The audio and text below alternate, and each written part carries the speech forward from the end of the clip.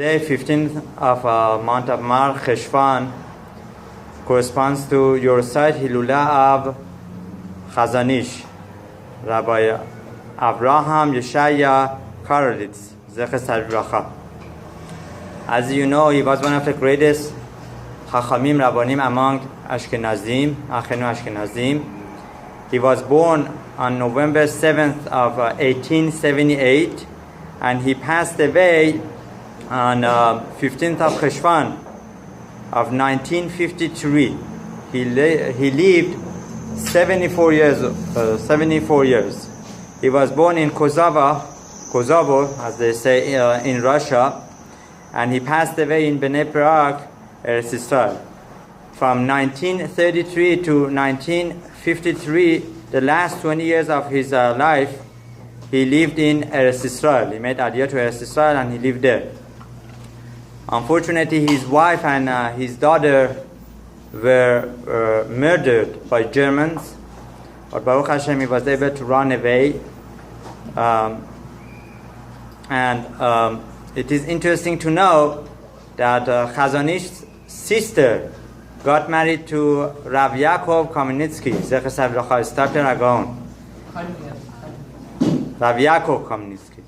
Okay, so Stapler Agaon, and Stapler Agaon referred to Chazon Ish as his mentor. As his mentor, he was the mentor for many Talmidei Chachamim, including Harav Eliezer ben David Shelita. I personally inquired about the lessons that Harav Eliezer ben David Shelita learned from Chazon Ish, and what he told me was unbelievable. He told me you can't even start understanding and imagining who he was. What a great personality he had, Chazon Ish. So some of the lessons that we can perhaps learn from him was the first and foremost lesson, Hatmada beTorah. Hatmada, really, engaging in Torah learning. He had this magnificent way of scheduling his day, that he would use all his kochot. No more strength was left, that he would just walk to the bed and drop sleeping. So there's a famous story that one time a Talmid of him wanted to go and ask him a question. So as much as he knocked on the door, nobody opened the door. And this question was really bothering the student. So he decided to go through the apartment, Chazon Ish's apartment, from window. He goes in and he finds Chazon Ish, sleeping on the way to bed. Apparently he miscalculated. He was so tired, and he just dropped sleeping on the middle of the floor. And he approached Chazon Ish. I don't know how he did that, asking him his question. And Chazon Ish could not even open his eyes out of the weakness and so much strength that he used for Torah learning. Later on, he went back to Chazon Ish and he asked Mechila for doing such a thing, right?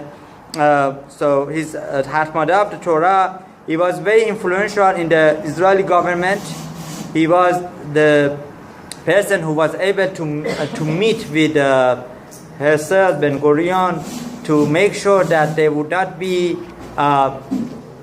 female soldiers going to Israeli army, and he really defended Jewish dignity and modesty of Benot Israel, right? He would not take any compromise in Torah. As we know, many things are known to be Chazon Ish, Etrog Chazon Ish, many other things. He always went with the best and the strict opinion in Yahadut, right? So, and he held very strongly of many ideas. For example, if somebody cannot pay back a loan, do not borrow that loan, right? You must be able to be Chacham be'Rosho and think about later on. So Be'ezat Hashem, his zechut should be a protection to all of us, and we should learn from his Hatmada beTorah and many other lessons in life. Yehi Zichro Baruch.